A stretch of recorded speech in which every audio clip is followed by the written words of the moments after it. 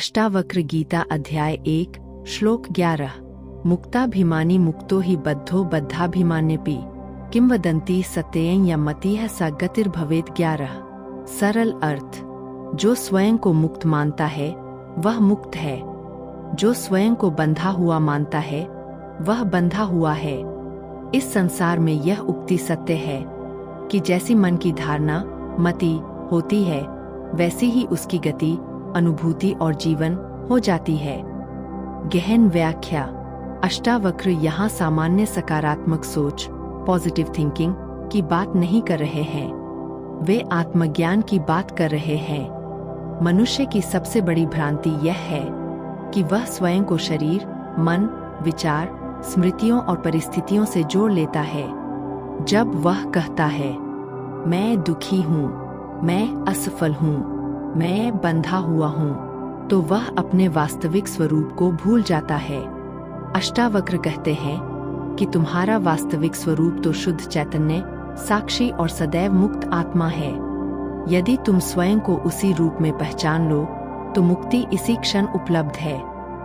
या मतिः सा गतिर्भवेत् का रहस्य यह श्लोक का सबसे प्रसिद्ध भाग है।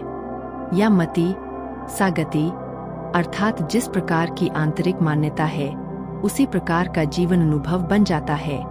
उदाहरण, जो स्वयं को केवल शरीर मानता है वह जन्म मृत्यु से भयभीत रहेगा। जो स्वयं को मन मानता है वह विचारों में उलझा रहेगा। जो स्वयं को साक्षी चैतन्य जान लेता है वह मुक्त हो जाता है। अष्टावक्र के अनुसार बंधन बाहर नहीं, पहचान की भूल में है। आदि शंकराचार्य की अद्वैत परंपरा की दृष्टि।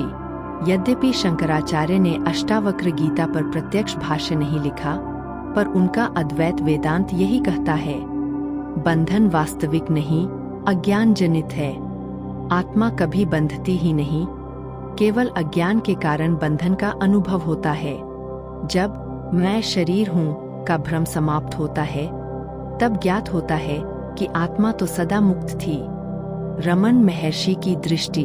रामन महर्षि बार बार पूछते थे, मैं कौन हूँ? उनके अनुसार मैं बंधा हूँ यह विचार ही बंधन है। यदि इस विचार की जांच करो तो ज्ञात होगा कि साक्षी आत्मा कभी बंधी नहीं थी। इसलिए यह श्लोक रमन महर्षि की आत्मविचार पद्धति से पूरी तरह मेल खाता है। ओशो की व्याख्या।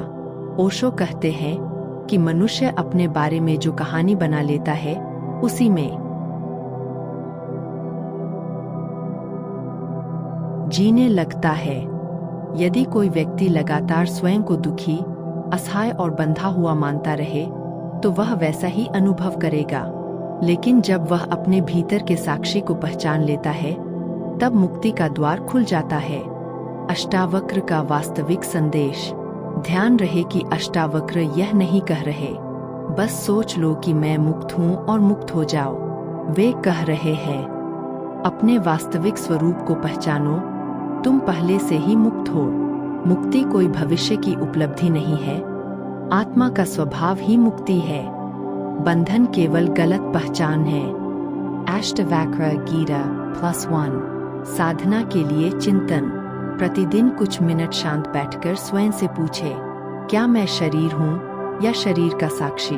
क्या मैं विचार हूँ या विचारों को जानने वाला? क्या मैं दुख हूँ या दुख का अनुभव करने वाला?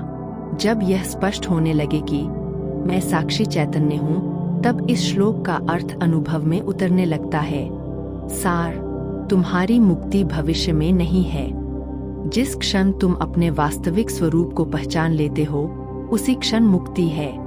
या मतिः सा गतिर्भवेत्, जैसी पहचान वैसा अनुभव। Wisdom library +1।